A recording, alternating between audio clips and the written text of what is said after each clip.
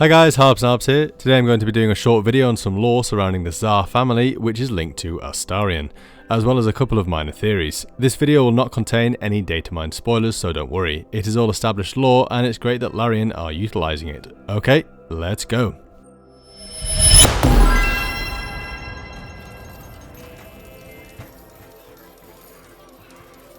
So what do we know of Astarion in early access? Well, he is a vampire spawn whose master is a full vampire called Cazador.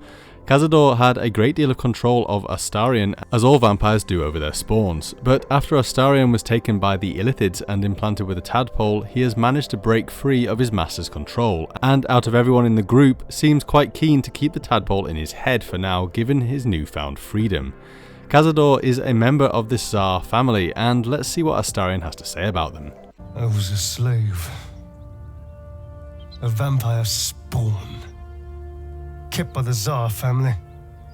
Perhaps I still am. I was never able to resist their commands. But now, I've been conveniently lost. They won't ever control me again. So there is no love for the Szarr family, and Astarion even suspects that it may just be the distance between them and the fact that he is lost for the reason why they don't have control over him. But it is true that he has gained certain abilities since the tadpole, which vampire spawns don't usually have, such as the ability to walk in light. Oh yeah. Daylight. It can't be. So who are the Szarr family? In the D&D next adventure called Murder in Baldur's Gate, which was released in 2013, we can see the following that is said about the Szarr family. Cliffgate, this minor gate, gives access to the Tumbledown district, and the cliffs overlooking the Chontar River, upstream from the harbour. Long ago, the Szarr family, whose members were merchants and farmers, owned an expansive holding that sprawled over the area, but on a frosty, mist-shrouded night, a rival family crept inside and slew them all, looting and burning as they abandoned the scene. Now, tales abound about ghosts of the Szarr family wandering Tumbledown streets on murky nights to steal folk away. Cliffgate is located here. The more recent 5th edition adventure of Descent into Avernus, which came out in 2019, goes on to say the following. Long ago, the graveyard was an empty estate owned by the mercantile Szarr family, with only a few family crypts near the cliffs. When a business rival murdered the entire family in their beds, no one was eager to move into their former manor, and the city decided to turn the estate into a single massive graveyard that acts as the primary repository for the city's dead. Now consider that in Descent into Avernus and in Murder in Baldur's Gate, they both say that the murders of the Szarr family happened long ago. Well, then who in the Szarr family is still around? Astarion does say the Szarr family, after all. We know that Cazador is one of them, and maybe the rest are around, just not in the way we expect. Descent into Avernus continues to say the following regarding the Szarr family. The crew operates out of the half-burned old Szarr mansion in the cemetery's centre, its mouldering halls reputedly still infested by the ghosts of the murdered Szarrs, though stories remain split as to whether the ghosts prey on the gravemakers or aid them in their duty. The gravemakers are not just the undertakers of the crypts surrounding Baldur's Gate, they also seek out undead monsters that rise up and are led by a knight of Torm known as Leon Wen. Astarion tells us this. Cazador Szarr is a vampire lord in Baldur's Gate, the patriarch of his coven and a monster obsessed with power. He turned me nearly 200 years ago. I became his spawn, and he became my tormentor. We don't have an exact date when the Szarr family were murdered, and it really depends on how you define long ago. Perhaps Astarion was around when the Szarr family was still alive, or he has been under their thumb since they all became ghosts.